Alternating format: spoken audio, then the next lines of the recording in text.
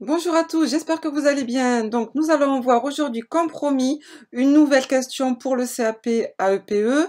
Donc, en fait, une nouvelle abréviation surtout. Donc, je vous explique dans cette fameuse série qu'on a appelée KESACO. Donc là, aujourd'hui, on va voir le DDA. Donc, c'est parti.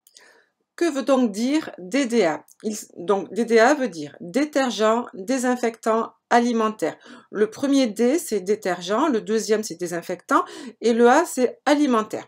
On va voir exactement tout à l'heure exactement ce que c'est. À quoi sert-il? Il sert dans un premier temps à nettoyer, ça va être le rôle du détergent, donc du coup, il va enlever les salissures. Il va servir également à désinfecter, c'est-à-dire à enlever les micro-organismes. Je rappelle, micro-organisme, ça peut être un virus, une bactérie, un champignon. Du coup, on va dire l'objet qui va être nettoyé avec un DDA va tout simplement être propre et désinfecté.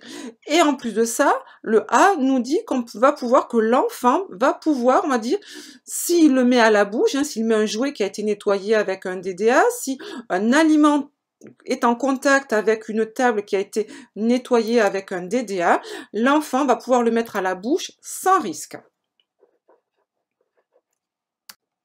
Maintenant, le DDA est-il un bio-nettoyage? Si on prend la définition du bio-nettoyage, le bio-nettoyage est une action qui consiste à nettoyer et à désinfecter en deux opérations ou en une seule opération. Donc on voit bien, bio-nettoyage, effectivement le DDA est bien un bio-nettoyage. Petite parenthèse pour le bio-nettoyage, beaucoup de candidats se trompent, pensent que bio-nettoyage veut dire écologique, biologique. Non, bio, c'est deux, donc du coup, de nettoyage et désinfection. Faites bien attention. Pourquoi utiliser un DDA? Parce que tout simplement, un détergent désinfectant classique qui n'est pas DDA va contenir des produits chimiques qui peuvent donc être toxiques et dangereux pour la santé des personnes fragiles, donc enfants, personnes âgées, femmes enceintes et ainsi de suite. Et si l'objet qui a été nettoyé avec un détergent classique, un détergent désinfectant classique, et si l'enfant le porte à la bouche, donc ça peut, on va dire, être dangereux pour l'enfant. Ça peut être ce qu'on appelle une intoxication à un produit chimique. D'où l'intérêt d'utiliser un DDA. Du coup, il n'y aura pas d'intoxication chimique pour l'enfant.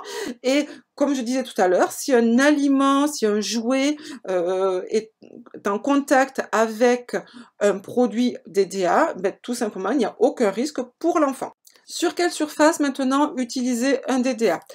Comme son nom l'indique, un détergent désinfectant alimentaire, la toute première réponse évidente, c'est sur tout ce qui va être en contact avec un aliment. Donc l'alimentaire, ça va être bien évidemment un plan de travail en cuisine, ça peut être également une table à manger pour le repas des enfants, ça peut être une planche à découper, voilà, tout ce qui va être en contact avec un aliment pour la sécurité de l'enfant, des personnes à risque et ainsi de suite. Pour éviter toute contamination chimique, on va donc utiliser un DDA.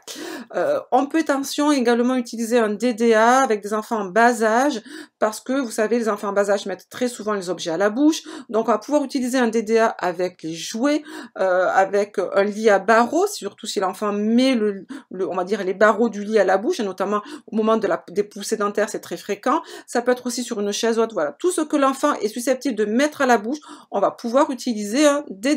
Alors maintenant, comment utiliser un DDA? D'abord, petit rappel, il existe deux types de DDA. Vous allez avoir un DDA 2 en 1, c'est-à-dire un seul produit, un seul bidon, un seul spray, une seule lingette. On peut avoir également des DDA en deux produits, on va le voir tout à l'heure, c'est-à-dire qu'on là, on va avoir un produit pour le détergent et un produit pour le désinfectant, d'accord? Donc, deux produits ou un seul produit. Donc là, on va regarder pour le moment pour le un seul produit, donc ce qu'on appelle un 2 en 1. Attention, les examinateurs attendent cette utilisation d'un seul produit pour des surfaces qui ne sont pas très sales. Pour les surfaces un petit peu plus sales, les examinateurs préfèrent, surtout notamment là actuellement en période de Covid, les examinateurs préfèrent donc le produit deux produits.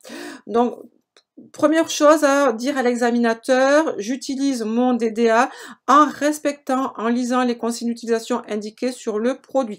C'est la base, c'est vraiment la base. quel que soit tout simplement, hein, c'est pas obligé un DDA, mais quelle que soit l'utilisation d'un produit. En règle générale, soit il y a certains produits, notamment là je pense à des produits en bidon, au DDA en bidon, on va les diluer dans l'eau. Si vous utilisez un produit en spray, en principe cela ne se dilue pas dans l'eau. Tout simplement, on répète, on regarde l'étiquette du produit. On laisse agir le produit, 5 à 10 minutes en moyenne, et on rince, parce que tous les DDA se rincent, c'est pour éviter les intoxications chimiques. Une fois qu'on a rincé, on peut rincer bien évidemment 2 fois, 3 fois. Une fois qu'on a suffisamment rincé, on ne sèche pas, on laisse sécher à l'air libre. Alors maintenant, nous allons voir comment utiliser un DDA avec 2 produits différents. Donc déjà, comme je vous ai dit tout à l'heure, un seul produit, c'est plutôt pour une surface pas très sale. 2 produits, les examinateurs considèrent que c'est plutôt pour justement une surface un petit peu plus sale, ou comme actuellement, hein, en période d'épidémie. Donc c'est conseillé justement d'utiliser donc du coup 2 produits. Alors comment utiliser? Pareil, on répond à la même question, à la même on va dire réponse que tout à l'heure à l'examinateur.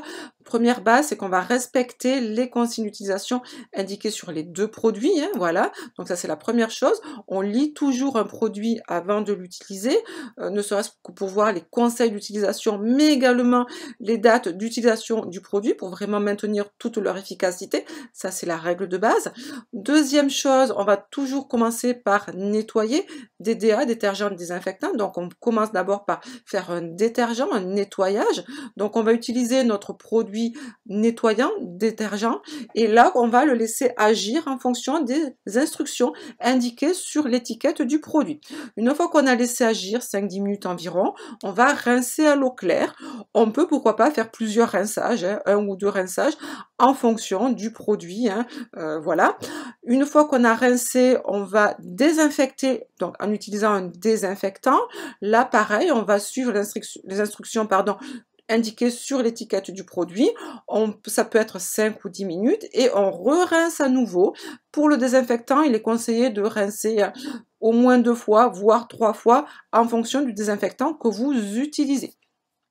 Comme pour tout à l'heure, on ne sèche surtout pas le produit, on ne sèche surtout pas une fois que la table, le jouet a été nettoyé, voilà, on ne sèche pas, on laisse sécher à l'air libre. Et maintenant, nous allons voir donc la dernière question. Ça y est, puis-je faire un DDA moi-même? C'est une question qui est très très fréquente en EP3. Je vous rappelle qu'en EP3, vous allez être mise en situation en tant qu'assistante maternelle à domicile.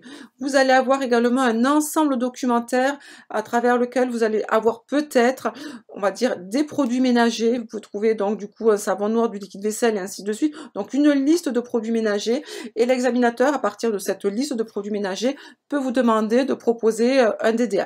Donc pour faire un DDA, d'abord c'est une raison écologique, hein, ça va respecter l'environnement. On va essayer en tout cas d'utiliser des produits qui vont respecter l'environnement, c'est votre rôle. Vous devez, je vous rappelle, là, il y a une notion de développement durable, et c'est également, pourquoi pas, une question économique. Donc pour faire un détergent, un DDA, il faut d'abord un détergent. On va utiliser, vous pouvez utiliser du savon noir et du liquide vaisselle. Le savon noir, c'est très idéal pour nettoyer une table par exemple, ou une chaise. Le liquide vaisselle, c'est idéal pour nettoyer des jouets. Il nous faut également un désinfectant. Là, vous allez utiliser 2 produits pour vraiment une efficacité totale. Donc, vous allez utiliser du vinaigre blanc associé à du bicarbonate de soude. Et là, vous avez un désinfectant efficace qui va non seulement, on va dire, enlever les bactéries, mais également les virus. Et voilà, on a fait donc du coup un DDA. Bien évidemment, vous allez les séparer. Comme on a dit tout à l'heure, hein, vous aurez donc du coup 2 produits. Vous allez d'abord faire le détergent, le nettoyage, et après la désinfection. Voilà, donc nous venons de terminer cette petite vidéo sur le DDA. J'espère que cela vous a plu. Vous pourrez retrouver également d'autres notions sur d'autres produits, notamment les protocoles de nettoyage, les risques lors du nettoyage et bien d'autres dans le cours qui s'appelle RC4. Je vous le mettrai en lien en commentaire. Je vous souhaite une très très bonne journée, bonne soirée et à très bientôt. N'hésitez pas à mettre un petit pouce en l'air pour nous soutenir. Merci beaucoup, au revoir.